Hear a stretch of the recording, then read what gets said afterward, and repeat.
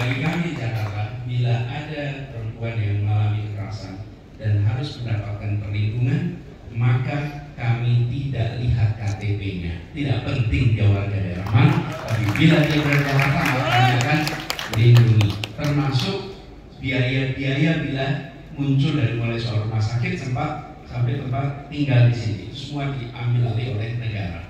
Bentuk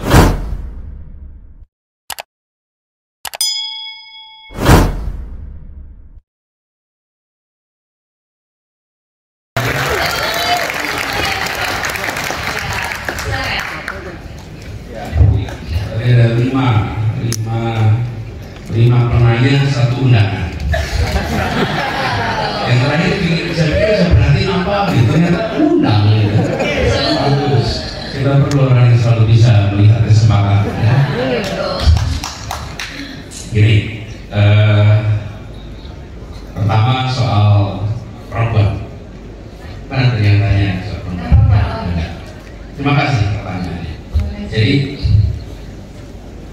perlindungan pada perempuan itu dimulai dengan mengkampanyekan kesadaran bahwa pandang perempuan seperti kita memandang ibu kita sendiri. Setiap bertemu dengan seorang perempuan, maka lihatlah seperti kita menghormati ibu kita. Kampanye itu harus dilakukan sehingga kita menghormati, menghargai, karena tidak mungkin kita akan memandang rendah pada ibu kita. Tidak akan kita berbuat hal-hal yang tidak patut pada ibu kita, betul tidak? Itu harus dikampanyekan masif, sehingga itu menjadi kesadaran kolektif bahwa pandang itu seperti ibu, pandang itu seperti saudara, seperti adik atau kakak kita sendiri. Dengan begitu, setiap kali ada sesuatu terjadi kepada perempuan dimanapun, kita akan merespon.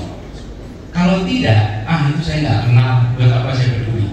Ketika ada masalah yang sedang dihadapi, apapun masalahnya di ruang publik, kita bisa tidak berbuat apa-apa. Kenapa? Kita nggak merasa itu kenal, kita tidak merasa itu urusan kita. Jadi satu kesadaran itu. Yang kedua, negara itu harus responsif melindungi.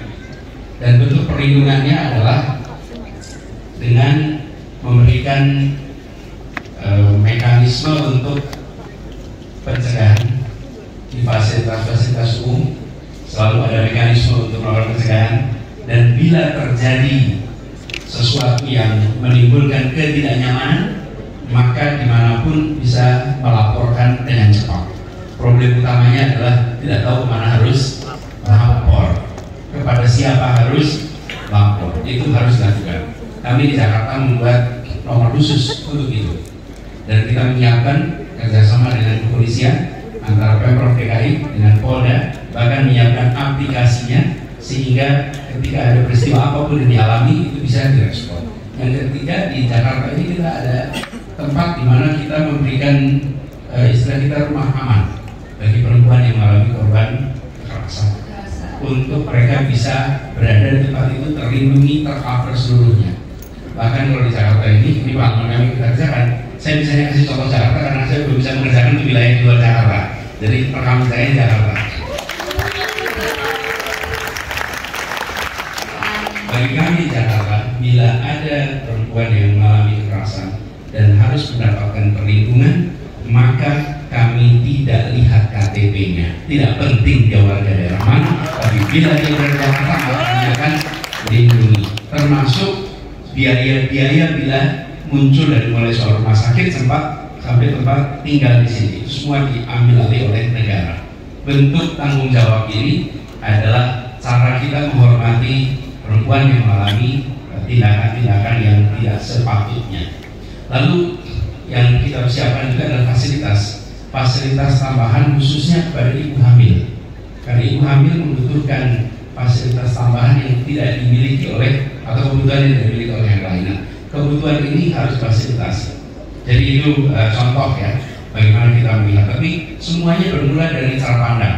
Bila cara pandang kita itu menghormati, menghargai, maka kita siapkan kebijakan turunannya. Itu pertama.